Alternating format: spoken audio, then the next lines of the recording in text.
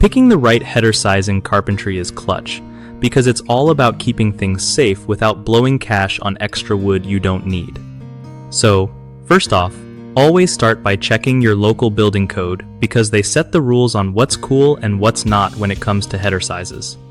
Next, grab a span table. It's like a cheat sheet that tells you what size header you need based on the width of your opening and the load above it. Remember, the load can be just the roof, or it might include floors or walls, so figure out exactly what's sitting on that header.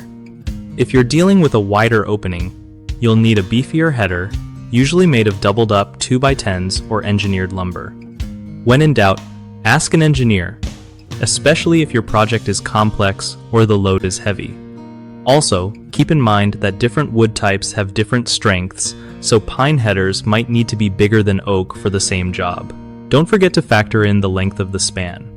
Longer spans always need bigger headers. Lastly, match the header size to the exact opening to avoid gaps or weak points. Precision here saves headaches later. One of the biggest mistakes people make with header sizing is ignoring the actual load requirements and just eyeballing it, which can cause serious safety issues or sagging over time. Fix that by double-checking load specs and always using span tables. Another common slip-up is buying an oversized header just in case, which wastes money and materials. Stick to what's needed according to code and load calculations. The third issue is skipping professional help when unsure, which leads to wrong sizing and structural problems.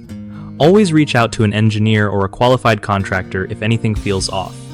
BigHomeProjects.com is awesome because it hooks homeowners up with trusted local contractors who know their stuff on projects like this.